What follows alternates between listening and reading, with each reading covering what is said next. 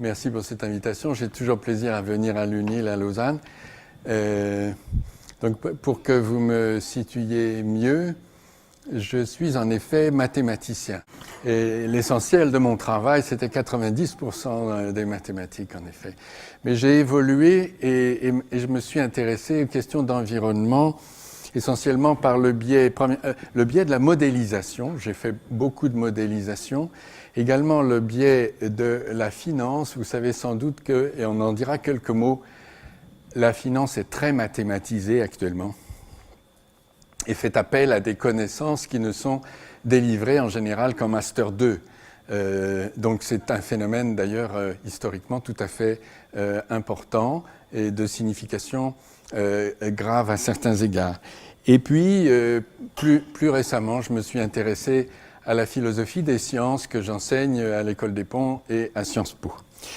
Alors, donc, vous avez entendu déjà plusieurs conférences sur ces questions du climat, du scepticisme, etc. Donc, c'est la dernière. Je ne vais pas du tout vous proposer une conclusion générale sur tout ça, mais plutôt essayer d'approfondir un peu des perspectives, des questions qui portent un peu sur l'avenir. En fait, j'essayerai d'aborder la question, et ça c'est ça qui va me raccorder aux conférences précédentes, d'essayer d'approfondir qu'est-ce qui, en économie,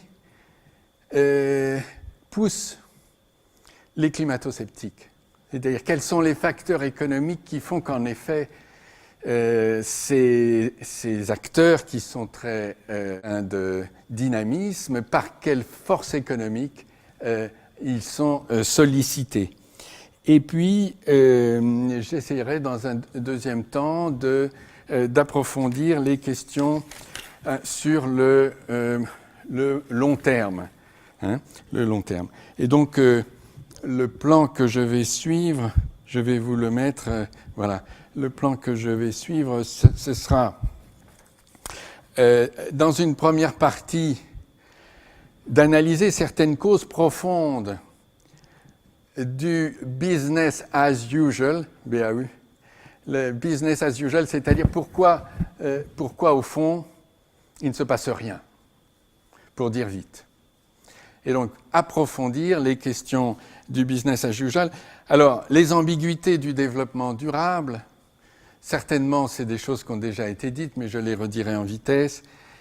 La force du chacun pour soi, j'ai écrit un article là-dessus, c'est des choses aussi qui ont été relevées par plusieurs commentateurs. Mais ce qui est nouveau et que j'évoque pour la première fois ici, c'est la question de l'aléa des prix. Vous allez voir que, en fait, ça a des conséquences tout à fait graves. Et la question, peut-être, si j'ai le temps aussi, je verrai, la question du marché des créances, c'est-à-dire du crédit. Alors, dans une deuxième partie, j'essaierai d'évoquer où cela mène-t-il, où cela pourrait mener si rien ne se passait. C'est-à-dire que si, au fond, les gens se laissaient conduire, je dirais, essentiellement par l'économie telle qu'elle se présente à eux sous la forme des prix. Et donc, c'est ce que je pense, c'est que la situation grave à laquelle ça conduit, en fait, est l'application d'une certaine vision du monde. C'est-à-dire que ça n'est pas pensé comme une catastrophe par tout le monde. Et ce que j'essaierai d'évoquer, c'est comment on peut penser cette chose-là, et ça sera l'évocation du titre de cette conférence. Et puis, bon, si on a le temps, je voudrais évoquer également quelques questions philosophiques. Voilà le programme, si vous voulez. Alors, sur le premier point, comme vous savez, le développement durable était fondé sur 3 piliers, c'est des choses bien connues, l'économique, le social et l'environnemental. Et il est certain que on a surestimé la synergie qu'il y avait entre ces 3 idées. À l'époque, c'est-à-dire il y a 25 ans, on disposait à cette époque de modèles. Et dans ces modèles qu'avait justifié la réunion de Rio, ou plutôt les contenus des propos qui avaient été avancés dans ces modèles, on considérait que les pays en développement, très rapidement, acquerraient des nouvelles techniques qui font que leur développement serait beaucoup moins polluant que celui qui avait eu lieu dans les pays avancés, premier point. Et deuxièmement, on misait sur le fait que les pays avancés, eux, réduiraient de façon drastique leurs émissions. Ces deux phénomènes ne se sont pas vraiment produits et c'est donc une vraie question aujourd'hui de repenser ces questions de développement durable. J'ai été très amusé tout à l'heure en prenant le TGV que vous savez que dans le TGV il y a une revue qui est distribuée gratuitement et donc j'ai été tout à fait intéressé par le fait que la revue en ce moment s'appelle Numéro spécial développement durable et que dedans il n'y a que de la pub pour les parfums, pour les chaussures, pour tout ce qu'on veut. Donc c'est tout à fait symptomatique de cette idée qui plaît à tout le monde et en fait qui a été récupérée et puis qui n'a absolument plus aucune efficacité. Donc c'est un vrai problème. Les négociations sont quasiment au point mort et le problème c'est l'imbrication des liens entre le développement, les décisions. On peut dire tout de suite qu'on a sous-estimé la force du chacun pour soi. J'ai appelé ça, dans un article précédent, j'ai appelé ça 1, 2, 3 soleil. Vous savez, c'est un jeu d'enfant qui consiste à essayer de s'approcher d'un mur sans être vu pendant son mouvement. Il y a donc un enfant qui compte en tapant sur le mur et qui se retourne brutalement. Et si on est vu en train de bouger, on est éliminé. C'est un jeu qui s'appelle 1, 2, 3 soleil. Et je trouve que c'est tout à fait la bonne représentation de ce qui se passe. C'est-à-dire qu'on a dit à tout le monde, à toutes les nations, de freiner, mais en fait, c'est quand même le premier arrivé qui va gagner. C'est-à-dire que dans 20 ans, la situation sera probablement très détériorée et quels seront ceux qui seront devant ces difficultés les plus à même de résister? Eh bien, ce seront ceux qui auront fait le plus fort développement d'ici là. Et donc, c'est tout à fait 1, 2, 3 soleil, c'est-à-dire que ça sollicite la dissimulation et que tout le monde est en train d'essayer de se développer le plus possible pour se retrouver dans la situation difficile future dans la meilleure compétition possible. C'est 1, 2, 3 soleil. Alors ça, je crois que c'est très très fort. C'est je pense, lié aux ambiguïtés qui sont attachées à la façon qu'a le GIEC maintenant de travailler. Il est devenu comme absolument évident qu'il faut raisonner en termes économiques. Et donc, le groupe 2 et le groupe 3 du GIEC, l'IPCC, considèrent, sans que personne ne remette ça en cause, que tous les dialogues, les discussions, les préparations de tables rondes politiques doivent être faites en termes économiques.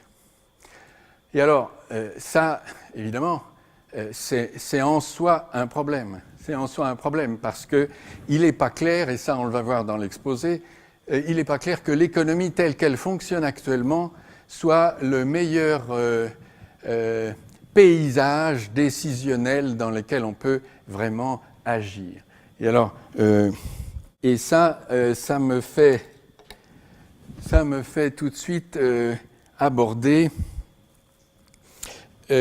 une cause profonde du business as usual qui est l'aléa des prix.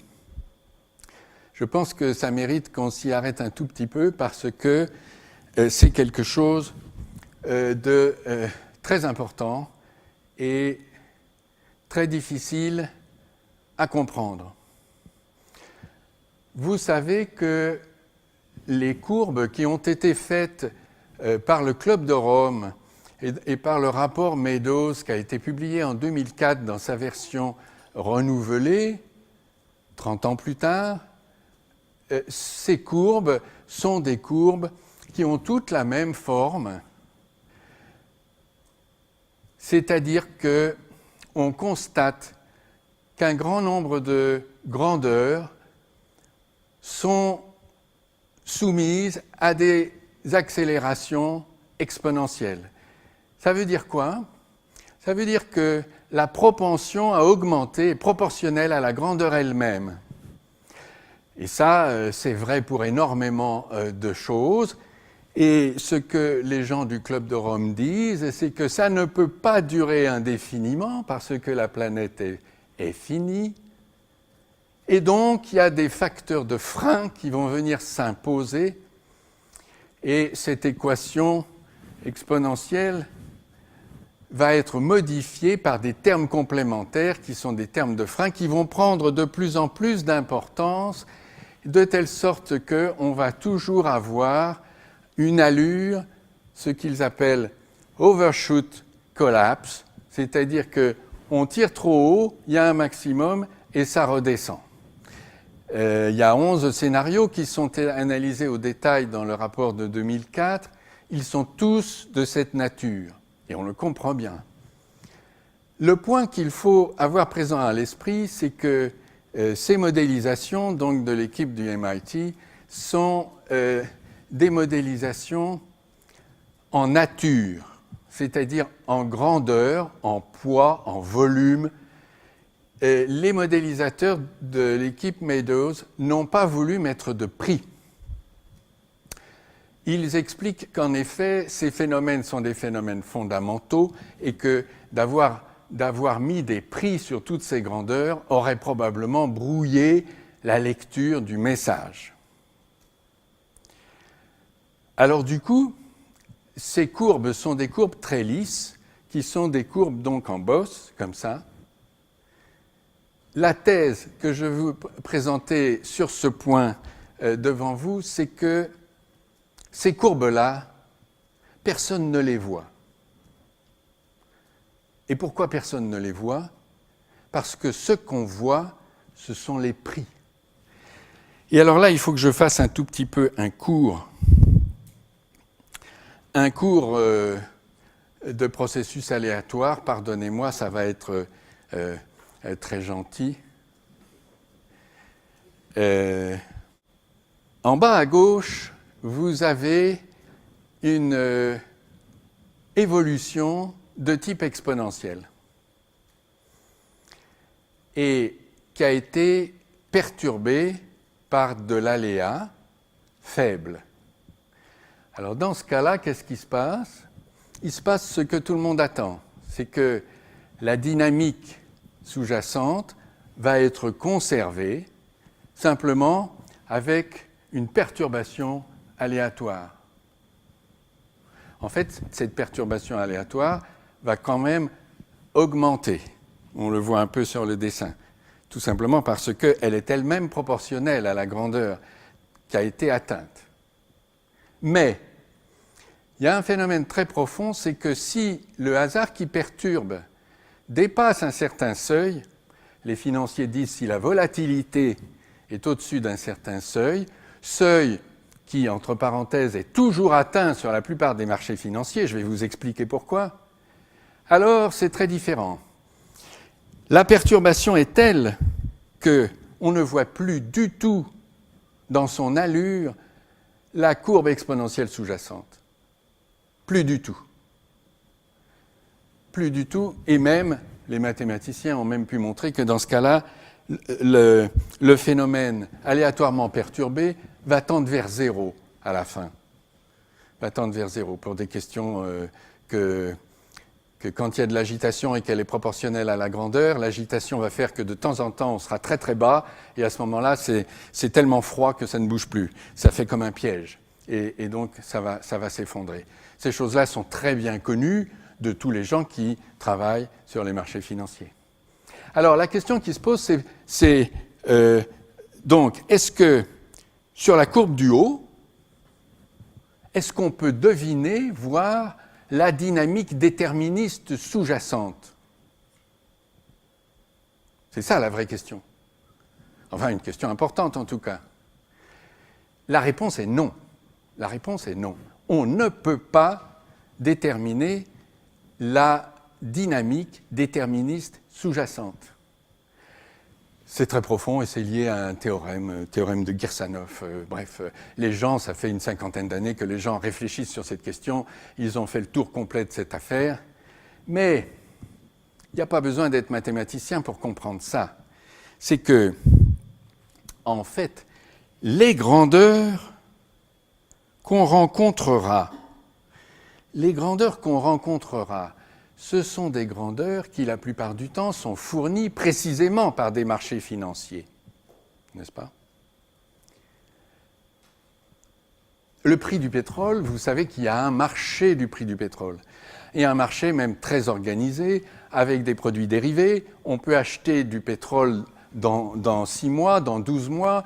Il y a donc des produits à terme, il y a des options, etc. Il y a un véritable marché du pétrole.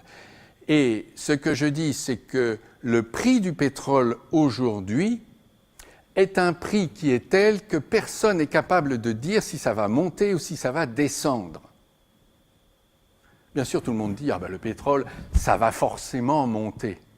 Oui, ça va forcément monter, mais d'une façon telle que personne ne pourra dire si à l'instant présent ça va monter ou si ça va descendre. Pourquoi ? Eh bien, tout simplement parce que si c'était clair que ça allait monter, à ce moment-là, les gens achèteraient, parce qu'il y a du profit à faire en achetant aujourd'hui et en vendant demain, et les prix monteraient. Et donc le spot, le prix actuel, ne serait plus celui qu'il est.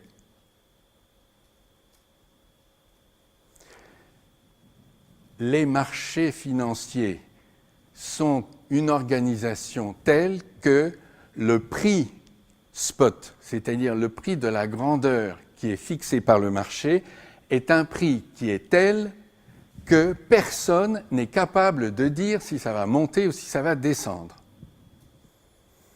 Par le fonctionnement même des marchés eux-mêmes. C'est très important à comprendre. Parce que comment ça fonctionne un marché financier ? Alors supposez que nous soyons ici à une assemblée et nous nous intéressons au prix de n'importe quoi, du tungstène ou de je ne sais quel produit qui est commercialisé avec un cours mondial. Alors, je suis l'organisme qui organise le marché. Il va y avoir des gens qui considèrent que ça va monter. Supposons que ce soit tous les gens qui sont là. Donc ils pensent que le prix va monter. Et puis tous les gens qui sont là, ils pensent que le prix, ça va plutôt descendre. Alors, moi qui suis l'instance organisatrice, si je donne la parole à ceux-là qui pensent que ça va monter, ce sont des acheteurs, et donc ils vont vouloir acheter. Ça va faire monter les prix. Mais si je donne la parole à ceux-là, ce sont des gens qui sont plutôt partisans que ça va descendre, ce sont des vendeurs. Alors si je leur donne la parole, ça va faire baisser les prix. Et donc c'est moi, l'organisme qui fait marcher le marché, c'est moi qui fait quoi ? Eh bien, qui donne la parole un peu aux uns, un peu aux autres, pour qu'il y en ait toujours des deux côtés. Parce que je vais m'arranger pour qu'il y ait tout le temps des demandes en achat, tout le temps des demandes de vente. Et donc, je vais déplacer, s'il faut, le prix pour que le prix soit tel qu'il y ait toujours des gens d'un côté et des gens de l'autre, en m'arrangeant pour qu'il y ait le maximum de fluidité. C'est le mot-clé dans cette affaire, c'est-à-dire que ce qu'on appelle techniquement le bid-ask, la différence entre le prix de vente et le prix d'achat, soit le plus faible possible. C'est comme ça que les marchés fonctionnent. Alors il est évident qu'on ne peut pas lire sur le prix, on ne peut pas lire des anticipations certaines. C'est même absolument théorisé par l'économie. C'est ce qu'on appelle le principe de non-arbitrage. Il n'est pas possible que les uns ou les autres puissent faire un profit sans risque, parce que sinon le prix changerait. Alors vous voyez que cette affaire-là est très importante parce que si vous regardez par exemple le prix du pétrole, vous vous apercevez que c'est extrêmement chahuté. Vous ferez attention que sur les graphiques que je donne, en ordonnée, ça démarre à 0. C'est-à-dire que proportionnellement, l'évolution des prix est considérable. Ça va du simple au décuple. Ce sont des évolutions extrêmement fortes. La même chose pour des denrées qui sont avec pourtant des marchés plus restreints. Là, dans tous les graphiques, le début de l'axe vertical, c'est 0. De telle sorte que, vous voyez, vous avez des évolutions qui vont du simple au quintuple au moins. Dans ces conditions, les courbes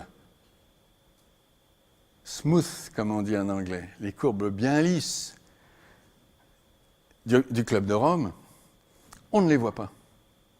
Personne ne les voit. Et donc les acteurs économiques qui sont pris dans quoi ? L'économie, elle est là. Donc les acteurs économiques, ce qu'ils voient, c'est les prix. Et donc ils ont l'impression que c'est autant agité que ça l'a toujours été, que c'est comme la bourse à la fin du XIXe siècle. Et donc, d'une certaine façon, le point qui est important dans cette affaire, c'est que le signal prix de la rareté du pétrole, ce signal prix, il n'est pas vu. Les marchés financiers sont ainsi organisés qu'on ne le voit pas, le signal prix. Bien sûr, les gens pensent que ça va plutôt augmenter. Mais comme on ne sait pas du tout quelle est l'ampleur de cette augmentation et que même à cause de la fixation du prix, ça peut descendre, regardez le diagramme. Ce qui est intéressant aussi, je me déplace, excusez-moi, c'est de voir la ligne bleue. La ligne bleue, c'est la consommation de pétrole. La ligne bleue, ça veut dire qu'en fait, en consommation, tout ça n'a quasiment pas changé. Si vous comparez la ligne bleue et la ligne rouge, qui est le prix, c'est tout à fait impressionnant. Alors ça, c'est, je crois, un facteur tout à fait prépondérant du fait que, développement durable, rien ne s'est passé. Parce qu'au fond, ce qu'a fait le Club de Rome et le second rapport Meadows, c'est resté dans le livre, mais on ne le voit pas. Quand un industriel veut faire un investissement pour modifier la technologie eu égard aux productions de CO2 ou eu égard à la pollution, il se trouve en fait pris dans une immense incertitude. Incertitude, si on prend les chiffres du GIEC pour le carbone, une incertitude qui va de 1 à 16. Alors dans ces conditions, on voit difficilement comment il va pouvoir rentabiliser des projets vis-à-vis de ceux qui ne font rien et font les affaires comme avant. Les incertitudes sont trop fortes. Ça, je pense que c'est un point très très important qui donc est un phénomène très profond et nous sommes en train, en quelque sorte, de vivre dans une société qui est ainsi organisée qu'elle ne voit pas les grandeurs qui mettent en œuvre la finitude des ressources. Alors j'aurais voulu dire aussi quelques mots sur le marché des créances. C'est compliqué, mais bon, quelques mots simplement. Vous savez que c'est une dimension de l'économie tout à fait importante. On peut dire, et certains ont dit, que l'économie contemporaine était fondée sur le crédit. c'est largement vrai. Vous savez que, bon, c'est tout à fait visible sur les discussions qui ont lieu et les réflexions qui ont lieu en ce moment sur la question de la création monétaire. Actuellement, et c'est tout à fait frappant en Europe, évidemment la Suisse est dans une situation un peu différente, mais en Europe, ce sont les banques qui créent de la monnaie. C'est-à-dire qu'elles ont le droit de prêter selon un facteur de l'ordre de 9 leurs encours pour favoriser de nouveaux projets où la monnaie sera de nouveau reproposée aux banques qui va de nouveau pouvoir à nouveau les prêter. Ce qu'il faut voir dans ce système très astucieux, c'est que il y a deux choses. Ça fonctionne avec une information tronquée. Toute l'économie du crédit est une économie dans laquelle on oblige les différents agents à ne se servir que d'un seul indicateur, à savoir la probabilité de ruine, c'est-à-dire la probabilité de faire faillite. Et cette probabilité est transformée en une variable aléatoire qui a un taux, et donc on prête uniquement en fonction de ce critère-là, parce que c'est organisé en marché et on peut avoir des crédits uniquement sur ce critère. C'est un peu comme si un chef d'entreprise, pour recruter, il ne se servait comme information sur le candidat que de son espérance de vie. Savoir s'il est cardiaque ou pas, mais absolument pas sur ses compétences. C'est exactement ça qui se passe dans l'économie du crédit. C'est-à-dire qu'on ne se sert que de l'espérance de vie. Espérance de vie qui, évidemment, est dans une situation de conflit dans l'incertain entre la personne qui va faire le projet et le banquier qui va prêter, d'où l'importance des agences de notation qui vont être ces sages, qui vont dire effectivement la vérité en matière de risque de longévité ou de faillite. C'est comme ça que ça fonctionne. Et alors ça, c'est très très pauvre. Non seulement ce sont des marchés incomplets, mais c'est des marchés qui sont vraiment avec une information tronquée. Alors, ce système de l'économie du crédit marche très mal, et c'est difficile même de penser qu'elle puisse marcher en situation de décroissance. C'est-à-dire que c'est un système économique qui favorise énormément les initiatives et la croissance, mais on voit mal comment ça peut freiner.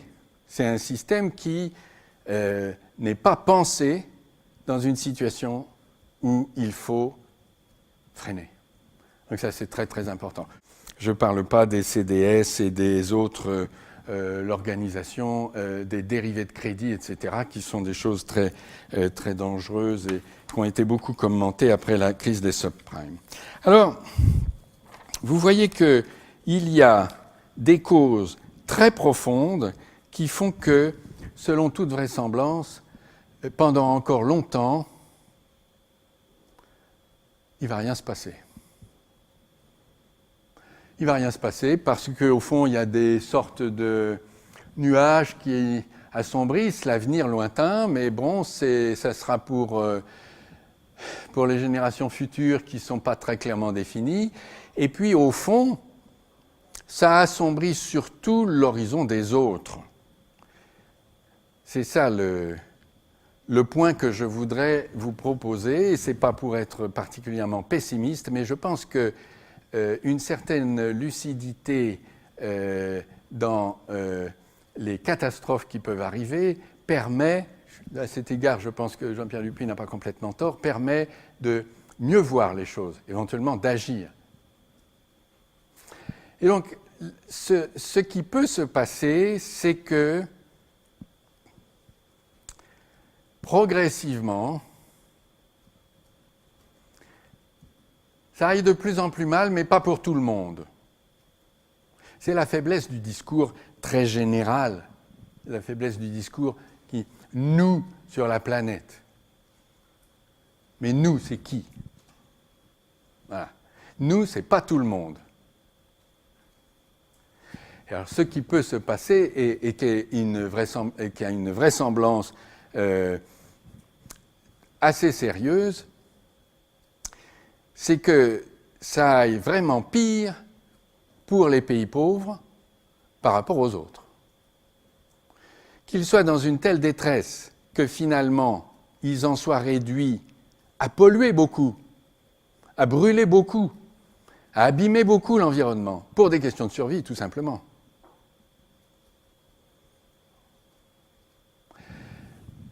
Et ça, j'appelle ça la tendance vers Heaviside. Alors, c'est quoi? Ça vous paraît un peu... Qu'est-ce que c'est que le Heaviside? C'est le nom d'une courbe en mathématiques qui n'est pas vraiment une courbe, parce que justement, c'est ce qu'on appelle l'échelon unité. C'est une courbe en mathématiques qui a cette forme-là, donc je la dessine, elle est comme ça, comme ça. Elle fait une marche de hauteur 1. C'est le créneau unité qui est utilisé en recherche opérationnelle, en calcul symbolique, etc. Et alors, un phénomène qui est très fort, c'est que si vous regardez les systèmes dynamiques, n'importe quel système dynamique, et si vous le pensez en pourcentage, et vous regardez son évolution, eh bien la plupart des systèmes dynamiques finissent par une situation 0 ou 1. C'est-à-dire que suivant les valeurs des paramètres, ça va finir par 0, et suivant les valeurs des paramètres, ça va finir par 1. C'est la tendance vers l'échelon d'Heaviside. Et je pense que c'est ça qui peut se passer en effet. C'est que la situation aille en se détériorant très fortement pour une partie de la population, et que l'autre partie de la population, qu'est-ce qu'elle va faire? Eh bien, on en a déjà les prémices. L'autre partie de la population, elle va s'arranger pour dépenser de l'argent essentiellement pour se protéger des nuisances qui sont dues à la première partie. C'est-à-dire de dire ça coûtera moins cher de se protéger contre les pollutions des autres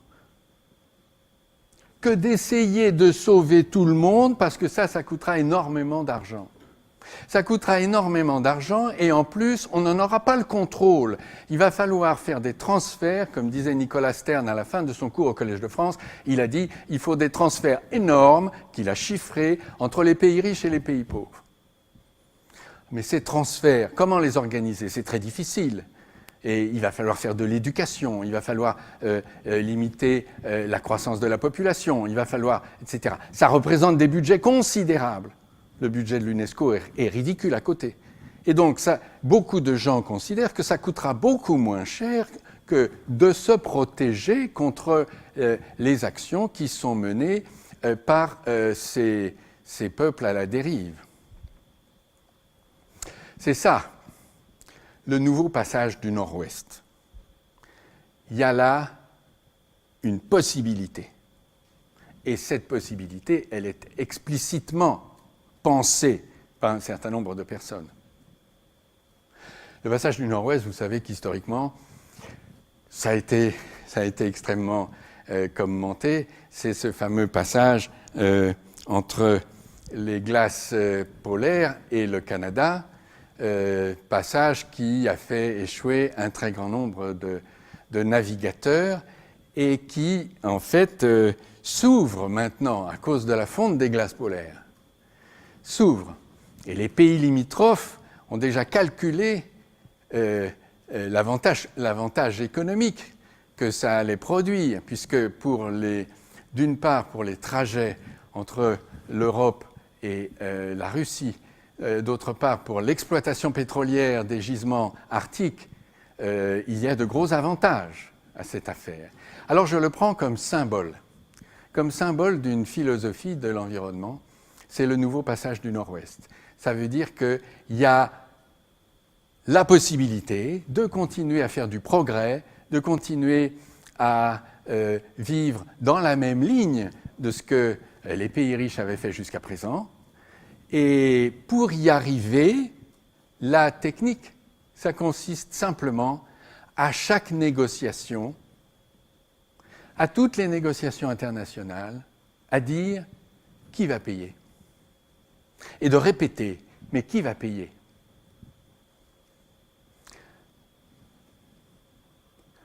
C'est une sorte d'analyse coût-bénéfice généralisée sur le problème de l'environnement. Cette analyse coût-bénéfice, elle consiste donc à essayer de savoir qu'est-ce qui serait le moins cher par rapport aux différents scénarios, aux différentes possibilités. Souvent, le souci, c'est finalement, dans ces perspectives lointaines, c'est la préservation du patrimoine. C'est la préservation du patrimoine. Vous savez qu'à propos des élections en France, là, on a beaucoup parlé du taux d'imposition des tranches élevées de revenus. Ça a été d'un débat entre tous les candidats, de savoir s'il fallait mettre 75%, etc., etc. Alors, qu'est-ce que disent les économistes là-dessus? L'imposition des tranches élevées, ça a un effet immédiat, l'imposition forte des tranches élevées, ça a un effet immédiat, mais ça a aussi un effet de dynamique à long terme. Ça a un effet de dynamique, c'est-à-dire que ça va freiner l'accumulation du capital, ça va freiner l'augmentation du patrimoine par rapport à ceux qui n'en ont pas. Là-dessus, c'est vrai que ces questions de long terme, ça touche forcément ces questions de patrimoine. Parce qu'il y a effectivement des gens qui possèdent et des gens qui ne possèdent pas. C'est là, on arrive aussi à une courbe du type Heaviside. On tombe toujours sur cette question-là. C'est finalement l'absence de solidarité. On est devant des problèmes. Donc, on est devant des problèmes très graves que l'économie nous cache pour les raisons que j'ai dites tout à l'heure. L'économie, ce n'est pas qu'elle nous cache ça volontairement, mais c'est qu'elle s'y prend d'une façon telle qu'on ne les voit pas. Et donc qu'on a tendance à faire fonctionner, à raisonner en termes économiques comme au GIEC aujourd'hui.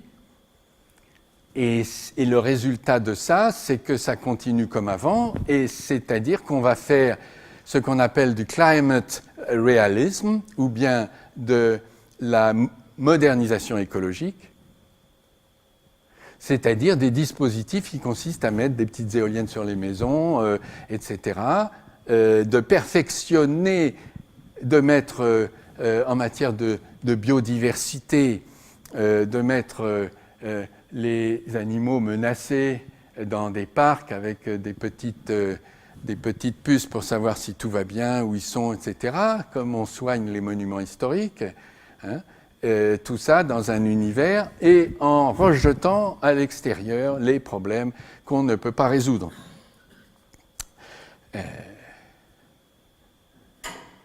Cette agitation, j'ai oublié de le dire tout à l'heure, cette agitation des marchés,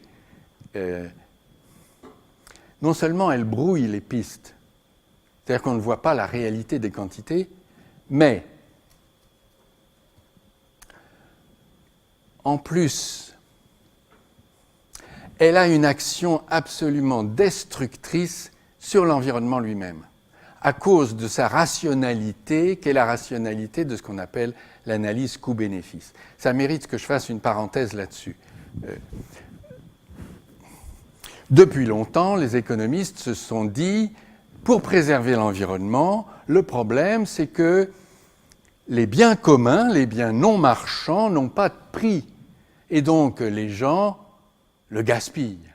Hein? C'est la tragédie des commons, commons tragedy. C'est-à-dire que tout ce qui est commun, on n'y attache pas d'importance et donc on l'abîme. Bon. Donc, il faut attribuer des prix à toutes les grandeurs environnementales. Et pour ça, qu'est-ce qu'on fait? Eh bien, la doxa consiste à dire on va faire de l'analyse coût-bénéfice, c'est-à-dire on va essayer d'attribuer des prix à des grandeurs qui ne sont pas marchandes par des comparaisons. Je ne rentre pas dans les détails, il y a plusieurs techniques pour faire ça, par des comparaisons, etc. Et donc, à ce moment-là, on se retrouvera avec l'océan qui aura une certaine valeur, l'eau dans certaines conditions qui aura une certaine valeur, voire les zones humides où il y a toute une biodiversité, on leur attribuera une valeur parce qu'on va réunir des experts qui vont dire ça c'est tout à fait précieux, etc. Alors, le point est délicat, mais le point est important. Vous allez avoir des prix qui vont être comme ça attribués, je dirais par des sortes de sages, à des grandeurs qui ne sont pas des grandeurs marchandes. Mais évidemment qui vont se trouver en concurrence avec des grandeurs qui, elles, sont des grandeurs marchandes, comme le pétrole, tout à l'heure. Alors, supposez que vous avez une zone humide très riche et très intéressante d'un point de vue écologique, mais qu'en dessous, il y a des gaz de schiste qu'on pourrait exploiter. Alors, compte tenu des oscillations des biens marchands, il y a forcément un moment où les services rendus par l'écologie se trouveront beaucoup plus faibles que les services attendus par les moyens artificiels. Et donc, cette histoire d'analyse coût-bénéfice, ça fabrique des prix qui précisément ne sont pas des prix de marché, donc c'est des prix qui sont relativement stables. On va réunir ces commissions d'experts tous les mois, ça va faire des paliers, on va les ajuster, mais certainement pas des prix comme ceux des marchés, tout simplement parce qu'il n'y a pas d'offre et de demande, puisque ce n'est pas des prix marchands, ce n'est pas des biens marchands. Et donc qu'est-ce qui se passe? Eh bien, ça fait comme la tempête devant une falaise de calcaire, c'est-à-dire que la tempête, les vagues fortes, elles font tomber la pierre, mais quand la mer est calme, la pierre ne remonte pas.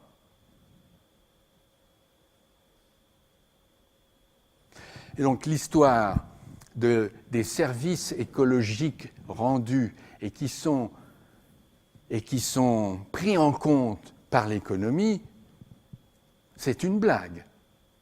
C'est une blague dangereuse. Alors ça, c'est dû de façon très intime à la notion de marché elle-même, comme je l'ai raconté tout à l'heure.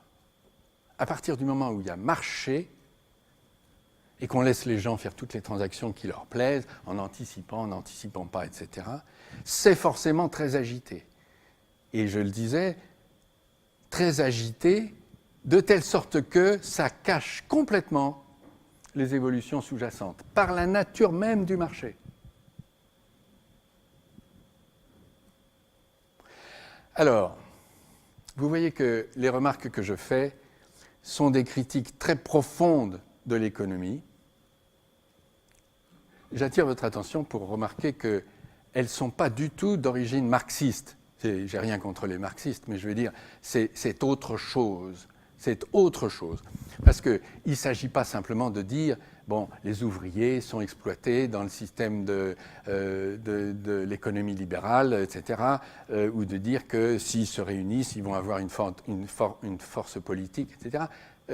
C'est, au fond, la description du capitalisme par Marx est excellente, et à cet égard, ce qui se passe, c'est un peu ce que Marx a décrit. Mais ces phénomènes-là que je pointe sont de nature différente. C'est de nature différente. C'est que et ça dépasse les critiques qui sont relatives strictement au néolibéralisme.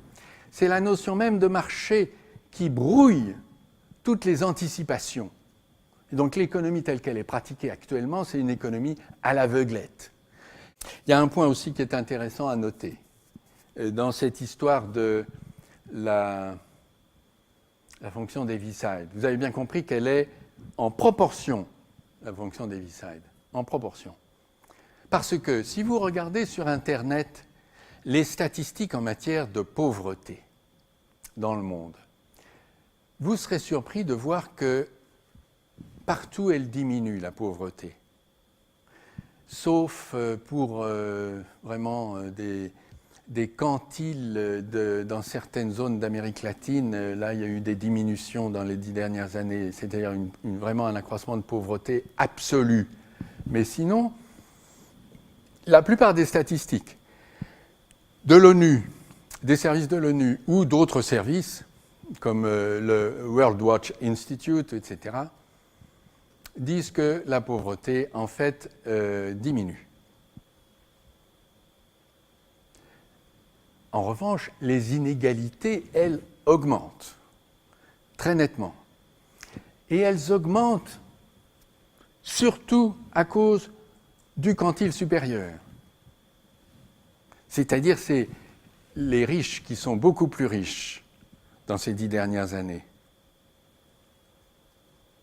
Alors on peut se poser la question, comment se fait-il qu'on ne voit pas davantage la pauvreté ?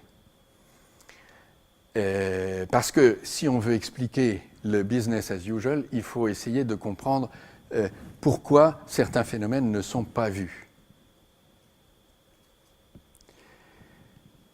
C'est philosophiquement très intéressant. Pourquoi on ne voit pas la pauvreté ? Parce que, de quelque façon, c'est un peu la même idée que tout à l'heure, mais de quelque façon qu'on s'y prenne, la pauvreté, on la mesure avec une grille d'indicateurs. Une grille d'indicateurs. Et cette grille d'indicateurs, eh ben, ça avance plus tôt. Alors pourquoi ça avance plus tôt ? Parce que les informations qu'on a prises, c'est des informations qui sont fournies par les plus ou moins des services locaux de ces différents pays qui sont à la détresse. Et ces services locaux les gouvernements ont plutôt intérêt à dire que ça va plutôt mieux. Et donc en fait, déjà les statistiques ne sont pas bonnes, mais le point fondamental, c'est pas ça. Le point fondamental, c'est que la misère, elle innove, elle invente. Et ça, vous savez, dans le monde des intellectuels, on pense uniquement que c'est la recherche scientifique qui invente. Mais non, il n'y a pas que la recherche scientifique qui invente. La misère, elle invente aussi. Elle croise les difficultés.